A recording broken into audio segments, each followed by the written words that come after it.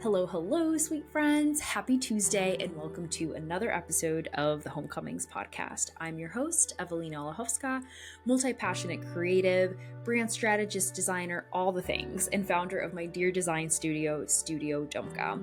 I am so excited to have you all tuning in here. This season is meant to be followed in a little bit of a chronological order because we are following this really beautiful, interesting sequence where I am breaking down my process of how to craft a personal brand. So we're going in order from the excavation to setting the foundation, just like building a home, all the way up to outfitting your beautiful brand home with the furnishes and finishes and all of that stuff. So if you haven't tuned into last week and even episode 1, I do encourage just to go back and give that a listen. It will all make a little bit more sense as you're joining these new episodes weekly.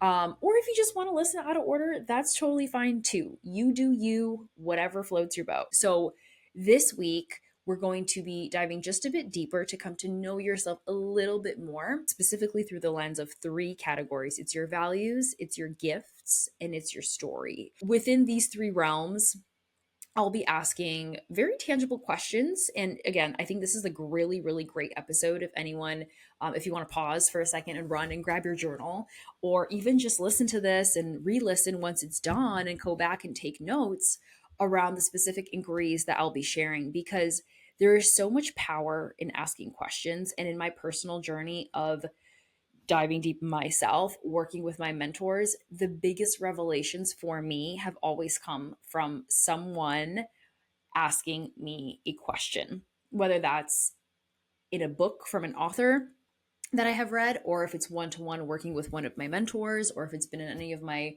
group containers, or if it's even like a friend or my partner, someone reflecting back to me a question that I might have overlooked or never considered or just haven't seen in that perspective. And then me having the opportunity to answer it for myself.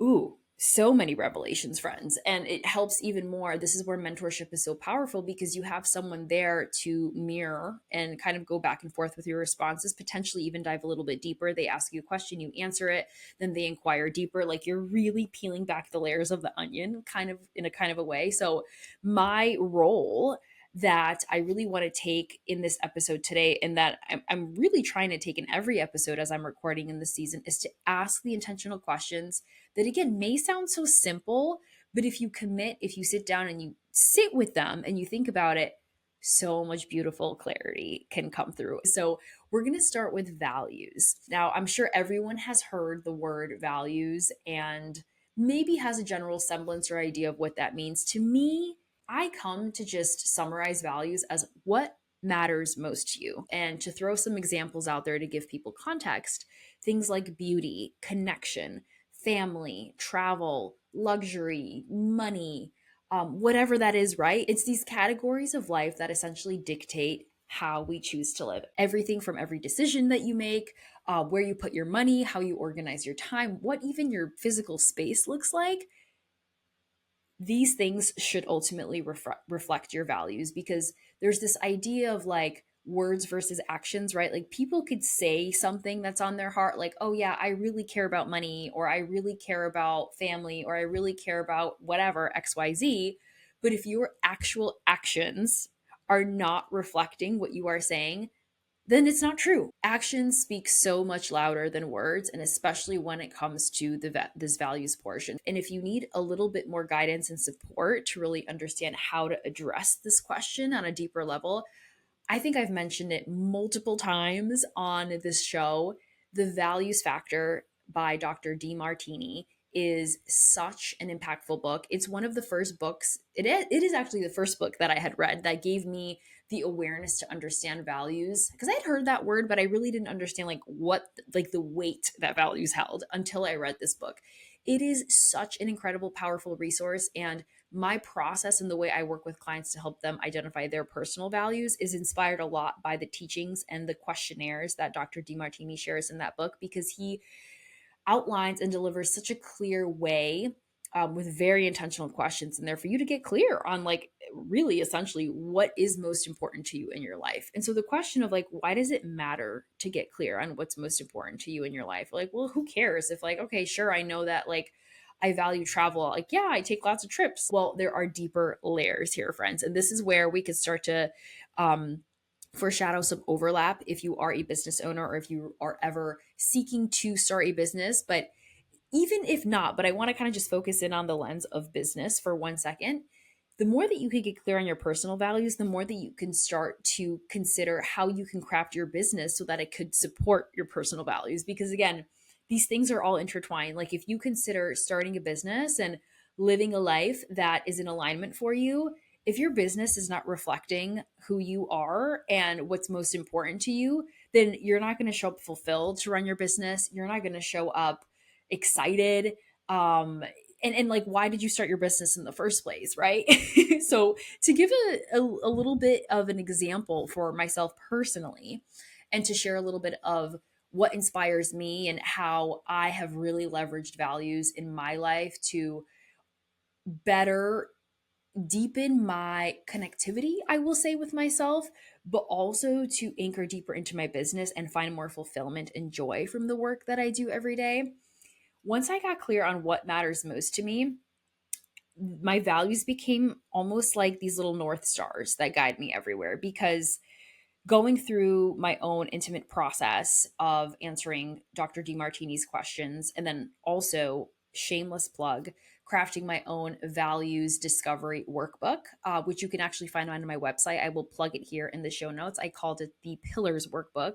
I like to think of values as pillars, to use a home analogy, of course. Pillars are the structures that really support the home, any building, any structure. And so the clearer you are in your values, the stronger and more resilient they will be. And the stronger and more resilient they will be able to uphold whatever structure you have, your future home, your commercial office, business, whatever that is. So you can also get support by looking at that resource, the Pillars Workbook, on my website. We'll be plugging that in the show notes. But that all being said, once I took myself through these questions and got clear, I felt so much more aligned essentially to like who I am. It's like, again, knowing thyself. Like, you know who you are. You could show up from a place of like more certainty and confidence in the world. So for myself, taking myself through the exercises, freedom amidst everything was probably number one. And when I consider all of the decisions and choices that I've made in my life, where I spend my money, how I spend my time, the people I surround myself with, the things I talk about when I meet people in social settings, there's a theme of freedom amidst it all. And I want to be mindful and just share too that these words can mean so many different things for so many different people. So, for example, freedom for me entails travel, entails being able to do whatever the heck I want, whenever I want. For someone else, freedom may mean something totally different. You could think of something too like money. Maybe money's a more easier example that I can use in this context, because money is really one of those topics that can mean so many different things for so many different people. For some people, money could mean freedom, quite literally, that if you have more money, you have more freedom to do the things you want.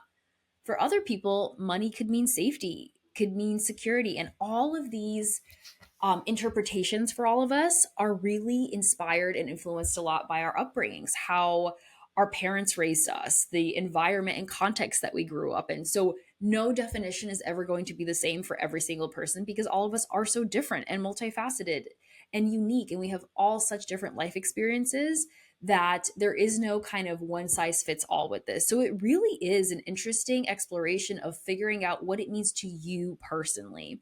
And so for me, freedom embodies the ability to do whatever I want. I love travel. I love exploration. I love adventure. Wisdom and knowledge and learning is another one of my values. And I think with travel, the learning is also fed into that, because the more I travel, the more I get to experience and learn and open myself up to all these beautiful facets and avenues. So that's just an example. Beauty is a huge value for me. If you know my brand at all, you know that aesthetics are everything. I take so much time and care to curate my Instagram feed. If you came and visited my apartment or my room or my home, you will see design, you will see art, you will see everything is clean and organized and detailed and all of those things, because I love beautiful things. I love looking at aesthetically pleasing things. I have an eye for design. I have a gift. I have this talent to craft beauty, to see beauty, to unearth beauty, and it is so so so important to me. So as an example, for we'll take, beauty, freedom, and learning, three of my very critical values. And how has knowing those values influenced and inspired my life? Well, I know now that I have the awareness of like, okay, beauty means so much to me. I know that my decisions are going to be influenced in part a lot by beauty and beautiful things I buy, the clothes I wear, the food I eat. I I'm so conscious and so connected to a lot of my decisions and the way that I think when I know what my values are, because I know that they are important to me. And the more that I can do things in alignment for me, the more fulfillment that I will have.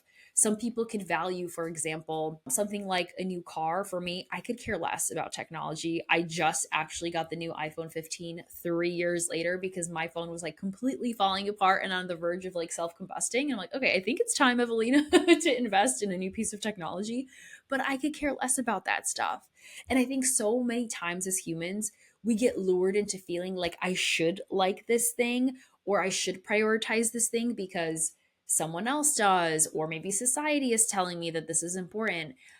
Someone who I actually love to listen to who talks about values through the lens of finances and money, but that is so applicable to just beyond wealth, is Ramit Sethi. He is a financial guru. His book, I Will Teach You to Be Rich, is fantastic. He has a podcast, he has a Netflix series. If you don't know about Ramit, I highly recommend him. Yes, for all things finances, but also from for the perspective where he shares living life in alignment to what matters most for you. And so he talks about it through the lens of money. Like, why are you spending money on something that actually deep down doesn't matter to you? Like, for example, a lot of people will buy houses because they feel like, oh, well, this is the American dream. This is what I should do. This is where I should put my money. But if you hate owning a house, or if you hate doing landscaping or maintenance or whatever it is, like, is an actual house the right decision for you? Or do you kind of like get your ego or limiting beliefs out of the way and settle for a beautiful apartment instead, where maybe you don't have to worry about doing yard work, you don't have to worry about maintenance, especially if you're someone who travels a lot, who is never home, who's not going to have time to actually take care of your house? Does it actually make sense for you to have a house? Or are you getting the house because everyone of your friends is settling down and getting a house? You know what I mean? So starting to get really clear on these little details of your life, these avenues of your life, and really questioning, like, is this for me? Or am I choosing or convincing myself that I should like this because someone else is doing it? This is so huge, friends, honestly. And so once you get clear on all this stuff and you have a list of, I always like to gauge between like 5 to 8 top values, then you can look to your values to really guide and inspire you for every decision that you make in your life. And it almost, for me, what I found in my experience, like, it almost takes the guesswork out of deciding what you want to do. Because if I know that like freedom and beauty and learning is so important to me, I'm not going to feel bad about investing in all my books or booking the trips or maybe a beautiful candle from now and then. Because I'm like, I know at the end of the day, this is going to make me so happy and it's going to leave me so fulfilled. Whereas if I'm buying like all the new latest tech and gadgets and designer handbags and all that, like, I could care less for that. But I'm not, if I'm doing that because I feel like, I don't know, all my friends are doing it, or this is just what society has told me I need to do, then I'm not going to feel lit up or excited. And who knows, I may resent myself a little bit for those decisions. So this is where the clarity on your values is so huge. And back to the piece about business, if you have a business, especially, or if you're looking to craft a business, the more you know what matters most to you, the more you could very strategically think about how you want to position your business. And as a final example, just for me, I love to use myself as a case study because I find just sharing my own personal experience could be helpful for a lot of people listening. And because I obviously know myself intimately, I could talk about myself and my own experiences. And I'm a freaking open book. I will say it all. So, that all being said, as it relates to my business and knowing that freedom is one of my top personal values, the way that I have been running my business for the last 3 years has kind of been a little bit outside of my value of freedom, especially when I look at the first 2 years of my business, where I burnt myself out from the amount of work that I took on. Like I had started my business and I had always wanted to run a business so that I can have more freedom. But if I look back, how much freedom did I really have when I was working like all the time and taking on all these very intensive one-to-one clients and investments and all that? Now, don't get me wrong, if you're listening and you hear me like talking about this now, but then you also see my stories of me traveling, it's like, well, hold on, Evelina, you are actually traveling a lot and all that. Yes. And this is where I intentionally leverage travel as my value to connect me back deeper with my freedom. Because I have the freedom and flexibility to work from wherever I want, I will take my computer in a coffee shop wherever, whether it's in Florida or if I'm in Europe, I will work there. I will take my work with me so that I could experience a little bit more of that freedom. But the light bulb really came off for me when I was in Spain, my digital nomadic experience traveling the world that I had last quarter. I talk about that in the first episode of season 2, how I tested a full on digital nomad lifestyle for 4 months because I always wanted to like live abroad in Spain and take my business elsewhere. While it was so amazing and expansive, I also found like, oh my gosh, yes, I'm working and I'm living in Spain, but like, I also don't want to work as much because I don't have time to see Spain because I'm tied to my desk all the time. And so it was a really profound moment of me realizing how much I have been prioritizing work and have fallen into the trap of this hustle, go, go, go, grind, grind, grind entrepreneurship mindset that for the first time in my life, I was kind of up against. It was like competing values. It's like, okay, I love my business and, I love traveling and I love the freedom, but like something's not meshing here.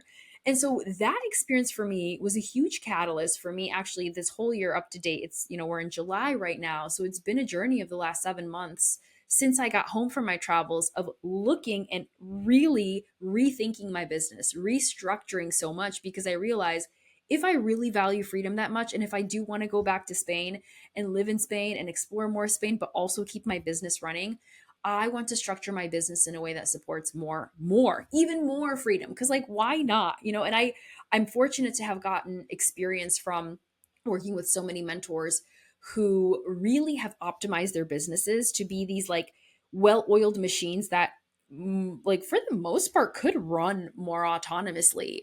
And a lot of my mentors who I follow, or even just like influencers in the space that I tune into, like they're working a few hours a week, but then they have their funnels and their team and all these other components of their business really running the show and allowing themselves to really embrace and just live such a fulfilled life from honing into this value of freedom.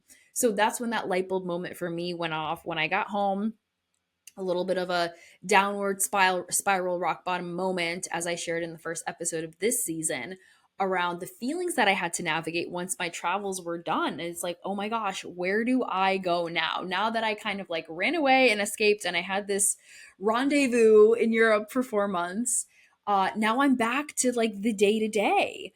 And where I got a little taste of more of that freedom because I did kind of step away for business for a little bit. I was avoiding my business for a bit, in full honesty. I share more details in that first episode of the season related to all that.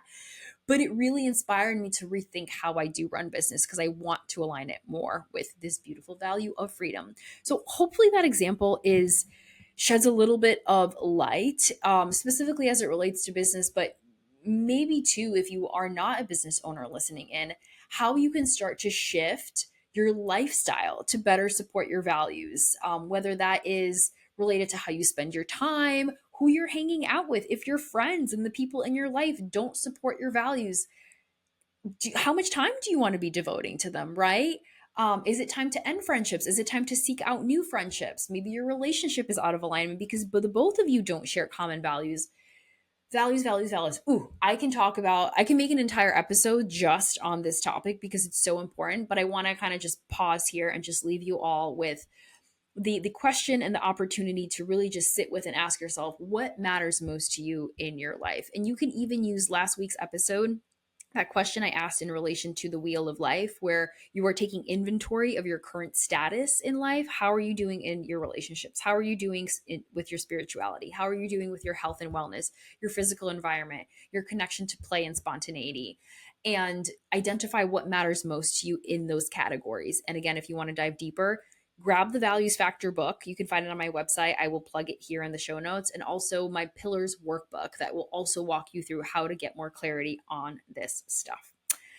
Okay, friends, let's move along now to the next two categories or buckets. The first being your gifts.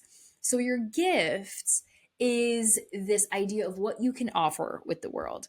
All of us are born and come on this planet with our own intrinsic traits, capabilities, talents, potential, and a lot of us, unfortunately, don't allow ourselves to tap into those gifts and leverage those gifts. And especially if you're in a place where you're like really questioning, like, well, what am I good at? This is a very specific area where you can connect and come to unearth and understand, like, wow, these are actually some really powerful traits of mine that maybe I forgot about or neglected or didn't give myself credit for, because all of us in our own interesting, unique, compelling ways have things that we are naturally good at. If you consider the question, what do people come to you for help most? Anyone can answer this question. And it could be anything and everything from something logical and analytical, like, I don't know, I'm really good at Excel spreadsheets, and people come to me for helping structure and analyze their finances or something like that.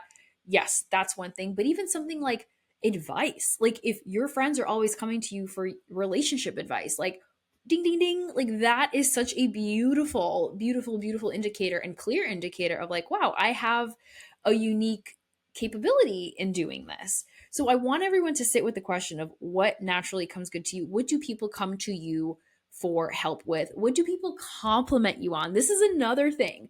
Pay attention to the compliments that people give you, because they are always so telling. And especially if multiple people are giving you the same compliment, like, hello, friends, there's no better indicator and light bulb moment that, like, this is something that is like in your skill set, something that you are so naturally gifted for, or naturally gifted to do.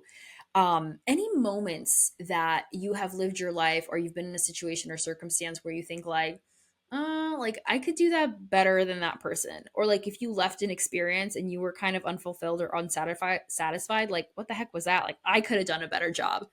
That is another telling indicator where maybe you can leverage some of your inherent capabilities. Um, Another question I really, really love: what words would your friends and loved ones describe you at?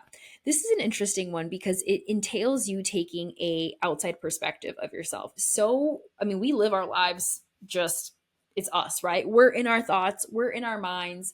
And it isn't up until someone else comes along and maybe reflects something back to us that it can either spark something or surprise us, or maybe confirm a hunch that we've already had about ourselves. So consider what how your friends or people in your life view you as, because this could be also very telling. For myself, I've personally heard people express this to me, but if I consider my interactions with individuals too, I've been told I have a really bubbly, fun, expressive personality. I've been told I've been very social. I've been told I've been obviously very creative and all that. And so these words, these descriptors, similar to the values, use them as your little north guiding stars to help you garner more clarity about yourself.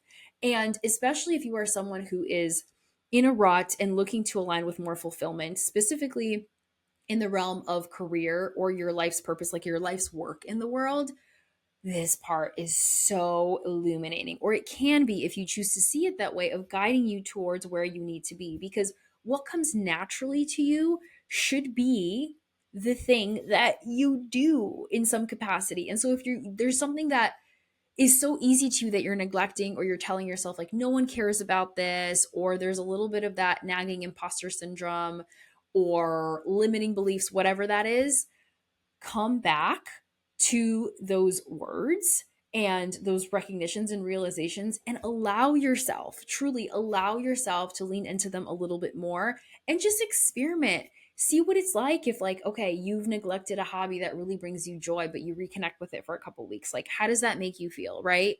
And in the context of starting a business potentially, or finding more fulfillment and alignment in your business. This is where the concept of your zone of genius really comes into play. So for my fellow business owners listening, especially if you're in those early stages, like year 1 and 2 of business, where you are wearing all the hats, you are doing all the things, you are the marketer, you are the social media manager, you are the salesperson, you are the designer, you are the creative, but there's a clear avenue that like really fulfills you compared to the others. This is where outsourcing and hiring help and growing a team so that you could focus on your zone of genius to then bring you back into more alignment could be so powerful. So this question, this gifts section could be so beautiful for anyone listening, really, if you are not a business owner and you are either working a traditional job, corporate, whatever that is, or even if you don't have a job, you could look at it through the lens of your life. But if you are in entrepreneurship specifically and you're feeling a little bit of the stagnation or the rut, take these questions as an opportunity to inspire some avenues for you that you might have neglected or stepped away from, or maybe use them as drivers and motivation to connect with what you actually should or want to do. Whether that's, okay, you want to do more of the design work, but you are too busy marketing or generating sales. Maybe this is an opportunity to hire some help so that you could come back to focusing on your zone of genius. So this is another category, super, super big, friends. Your gifts, so powerful and so illuminating that can guide you and really inspire you to point you in the right direction. And now, lastly, this last bucket and category that I want to dive into is your story. And your stories are what has influenced you or inspired you. And I love this category in particular because I feel like a lot of times, I mean, the gifts and the values, I've seen these be neglected, but I feel like the stories piece in particular is especially neglected, both in personally with a lot of people I know in my life. People are kind of just scared to own different parts and pieces of themselves as it relates to their unique experiences, but especially in business and personal branding, because as I mentioned in last week's episode, humans want to do business with humans. And so the more human that we can be in our businesses and our brands, the more we can attract our ideal audience and our target. And just feel more connected and fulfilled with the people that we're serving. And so, what does that? There is no better way, in my experience, for what I've garnered, is to do that through storytelling or to just get clear on a unique story. So, a question that I want to ask and leave everyone with is there something someone would be surprised to discover about you? Um, and this question is an interesting one. And when I remember when I was met with this one, I really had to think about what are those moments where I share something about me that always surprises people, or people are like, oh, like really? Like I wouldn't have known that about you. I love to lean on stories so much because there's so much richness here. And when I took myself through this question, I remember taking inventory of my life and really looking back to moments for myself where I have shared something that has genuinely surprised someone. And it left me thinking, like, why is this surprising for someone else? And I realized, like, oh, that's because it's different. And different could be good. And not only could different be good, but it makes me more unique and interesting. And like, if we're talking about like differentiation and not blending into a sea of sameness, which I feel like is also a big struggle or can be for a lot of business owners, it's like, I look like everyone else. I don't know how to stand apart. This is where the differentiation really comes up. It's owning your story. Because for me, as an example, again, to use myself as a case study, something that people for myself are genuinely very surprised to discover is that I'm an immigrant. I was born in Poland. I think there's a number of reasons why people are surprised about that, or at least I've come to learn in my experience when I share my story. For one, I don't look Polish. I feel like, well, maybe this is clearly biased because I am, but like I can pick a Polish person out of a crowd. Like I see the facial features, I see the mannerisms. I'm like, yeah, that person is so Polish. Like culturally, if you're listening and you're an immigrant or if you've grown up in very cultural immigrant families, you know what I'm talking about. But like you see your person, like your culture in a crowd and you're like, that person is XYZ. Like you just know. And so that's how I feel about being Polish. But I don't traditionally, in a traditional sense, look that way. I have darker features. My dad also doesn't. People are always like, is he like Latin American or Middle Eastern or blah blah? And I'm like, I don't know, am I? Because like I feel I have to do an ancestry test actually, now that I mention it. 23andMe, Ancestry, something. I've never done it. genuinely curious. But all of my family, truly, like my roots hail exclusively from Poland, or at least as far back as my grandparents can recall. So from what I know is I am truly like purebred Polish. But that always surprises people, yes, from the way that I look. But also I think because I do have a lot of people who are not immigrants. And so to meet someone who was not born in America is could be very different. I have I love her to death. My dear best friend, Liz from college. Liz, if you're listening to this, I freaking love you because she actually I think we connected last summer. I had gone to visit her, and she to this day brings up the fact that I am an immigrant is like so shocking to her, which I kind of find. Well, I honestly, genuinely do find so comical because it was so my norm, and I have so much Polish family and friends and cousins that it's just kind of like, yeah, like you're Polish. But I'll never forget, growing up in my hometown in New Britain, Connecticut, here, where there is a massive Polish population and everyone knows Polish people, that when I went to college in Boston, people were shocked. They were like, "What? Like you're Polish? Like what?" Like I would call my mom and I speak Polish on the phone and they're like, "What language are you talking?" And I was like, "Wait, people don't know about it." And there's something so fascinating that happens when you remove yourself from a context and you just stay open and observe the different reactions. And I think this is actually a really interesting and telling point around how much do we pigeonhole ourselves in thinking like, oh, I'm just this thing, no one cares because it's so normal to us. But what's normal for us could be so radically life changing or different for someone else. And so this is where that question of like, where would someone be surprised to discover something about you, or what is something that someone would be surprised to discover about you? It's almost like it gives you permission to like make your circumstances a little bit more, I don't want to use the word special, but just like give it more weight. Because and I'm sharing this in the context of like neglecting these parts and pieces of us, because for myself, I kind of just toss my immigrant upbringing to the side. I'm like, well, this is just how I was born. And like, yeah, who cares? Like I'm an immigrant. And it wasn't up until truly like I started hearing this feedback from other people and started observing, like, okay, this is something different. But beyond that, when I was in college doing my master's of architecture thesis, I really dove into, and this is where the origins of my whole metaphor of home really came to be, is I focused my thesis in school on the meaning of home in our lives. And so that was the first opportunity where I actually took a deep dive into my upbringing, my culture, and tried to understand, what does home mean to me from this perspective of being an immigrant. That was the first time I kind of almost like acknowledged and paid homage to my cultural roots in a way that I never have before. Because again, it just has been so normal. And like, I kind of, again, not to use this word, but it kind of feels applicable and appropriate to use. Is like, I feel like I've kind of neglected this beautiful part of me. And so my story, my immigrant story, when I realized I should embrace this, or I want to embrace this, again, giving myself permission to own it, and I decided to share my story. I have my immigrant upbringing story on my website. For anyone curious, they could go on and read my blog. It's actually the first highlight story on my website. Maybe I'll plug it in the notes here too for easy accessibility. But it's just a really vulnerable share of me growing up in Poland and what home means to me, and how I've really leveraged this really beautiful part of my life into my brand and in my business. Studio Domka, the name Domka is a derivative of the word home in Polish. I tie it back to my roots.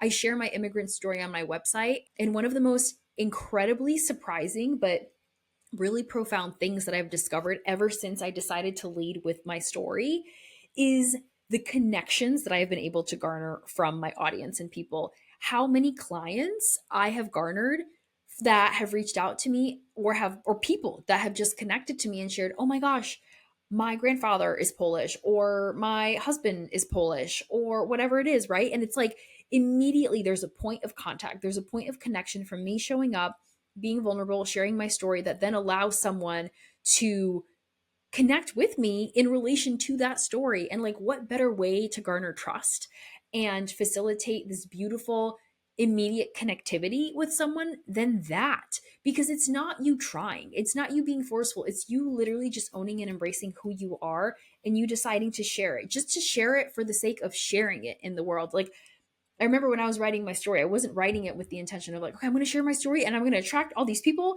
that are also Polish and we're going to work together. It's like, I never in a million years thought that by me talking about my immigrant upbringing, I was going to have other people even inquire. I was so terrified to share my immigrant story because I'm like, this is so vulnerable. No one's going to give a fuck about this.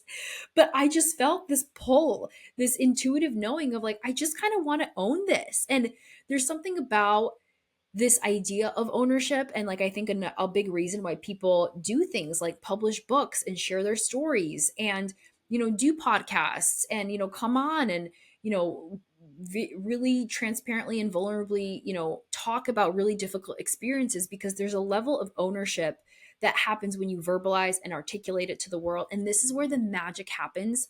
Once it's out into the world, you release it. You have zero expectations and you just let it be. And then that thing that you birthed and you put out into the world, that then now has its own life. It's almost like it becomes its own kind of entity in a way. And it's out there, maybe in perpetuity forever. For example, something like a YouTube video or a book or a podcast, like, you don't know the impact that your story, once it's out in the world, is going to have on other people in this moment, next week, next year, for like indefinitely in the world to come. And how beautiful it is to kind of know that. It's almost like you could think about it like a responsibility or an obligation in a way, not in like a heavy like, oh my gosh, there's pressure on me to share this, but like there's this like unattachment, but also this lovely opportunity for people to find resonance and connection with you in a way that like you're not even doing. It's like you just showed up and you put this out into the world and now people are interacting with you in that light. So as it relates to someone listening from a personal life, from a personal perspective, how many experiences do we have, whether it's been difficult challenges or hardships that we've endured in our life, that we are maybe ashamed to share, or we're nervous to share, or we just feel like we've neglected and it's just become a whatever kind of like secondhand thing that we've brushed aside, that we're kind of gatekeeping, that maybe, and again, not to say like we all need to show up and share all of our traumas, but if there's some sort of limitation or block or insecurity or fearfulness of you showing up and you deeply feel like, oh, but you want to, like, there's the part of you that's like, I feel like I want this to be out into the world. I feel like I just want to release this. I want to take ownership, and whatever that is, articulating it, writing a book, doing a podcast, a blog, there's beauty. There is truly beauty, friends, that happens when you allow yourself to do that, when you allow yourself to have it be this living, breathing thing in the world. And especially if you are a business owner and you're an entrepreneur and you are someone who is looking to really translate their personal brand through this business perspective, how incredible could it be to come to know yourself and know and own your stories and weave those stories into your brand to then establish and really, like, again, create more of these multifaceted avenues for people to connect with you. You could be a social media marketer or a manager, or you could be a nutrition coach, but you have this other unique, seemingly unrelated story, but really powerful and important and meaningful for you, to your life and in your life, that you decide to just like weave in. Like in your about page, you're like, okay, I do nutrition coaching, blah, blah, blah. But for 10 years of my life, I lived in India, and, go on to share some really radical transformative experiences. Just watch. And again, I want to be mindful of saying this because there's no expectations with this stuff, but like, do not be surprised, friends, if someone comes into your orbit whenever, right? In a month, in a year, that reads that story, that very specific, unique experience that you had traveling the world or living in India or whatever, and connects to that. And then immediately, whether they end up working with you or whether they just decide to connect with you and be a friend or share their own personal journey experience from that, like, whoa, I think about this idea of like, the more that we gatekeep the things from ourselves, the more we are gatekeeping potential connections and opportunities, whether that's business opportunities, whether that's friendships, relationships, anything, right? So being open, embracing, giving ourselves permission to own these parts and pieces of us, and just being open to seeing where that could lead us, what people come into our lives, what opportunities come into our lives. You never know, friends. Like, you really, really never know. So the stories piece, I can get, again, I mean, I think all these different buckets could be their own podcast episodes on their own. But to kind of put a bow on this episode and to summarize and conclude here shortly, I felt like these three categories were really important just to kind of, again, give everyone different opportunities to dive deeper if they so choose in this excavation piece, in this excavation module, before we start looking at setting the foundation, which is going to happen very shortly. But this is the final inquiry. This is the final deeper dive that we're doing on ourselves. And the next piece and part of that is going to be figuring out, okay, now we've kind of gotten a little bit more clarity on who we are, what's important to us, what our unique stories might be. Now, if we do want to consider things like running a business or even just getting more alignment with our personal brand, how do all these pieces and parts fit together? Because I think this is another big divide for people. It's like, again, like I mentioned, who cares? This doesn't blend. This doesn't matter. It all does. It all does. And there's a magical, magical way that we can make that happen. And we're going to dive into that into the weeks to come. So I think I will conclude here for today. This was a goodie, friends. Again, I mean, I could have easily done 3 separate podcast episodes on this, but diving deeper in the excavation, coming to know yourself through the lens of values, gifts, and your stories. Happy journaling, friends. This one is a good one. This one is a deep one. And I really hope if you are taking the time to sit with these questions that you really allow yourself, no pressure. Again, put the ambiance music on in the background, grab your cup of tea, get comfortable, and just really allow yourself to be open to whatever comes up, because you may be surprised, you guys. Alrighty, I'm going to wrap up here. As always, just a final plug. If you're interested in diving even deeper with me in the next cohort of the Homecoming Workshop, do check out the show notes. I'm going to put the link for the waitlist in the show notes. The next cohort kicks off September 3rd. I would love to have you if this sounds like something that's in alignment for you. If you're getting any value from listening to these episodes, let me know. Send me a DM, send me an email. I'm hello@studiodomka.com, or find me on Instagram. And let's chat, let's connect. I love talking about this stuff. Again, you could probably tell by my voice, I'm so fiery and spicy and passionate about it all, because this really, really lights me up. And again, I think just because I've taken myself through this very process and I've answered these very own questions for myself, and I've come to this place of deeper alignment with myself and my business, I just want everyone listening to be in that place, in this place, because it feels so good. It feels so good, you guys. So I will wrap up here, friends. Thank you so much again, and stay tuned for next Tuesday, where we're going to start putting all of these pieces together little by little and getting much more closer to crafting your most authentically aligned personal brand. Hi again, it's me. Thank you so much for tuning in. Hopefully you were able to garner some takeaways and nuggets for your personal home journey. If you enjoyed this episode, it would mean the world if you left a rating and review. And if you'd like to connect deeper, find me at Studio Domka on Instagram, where I share content on all things home, of course. Sending a big, cozy, homey hug your way, friends. Till next time.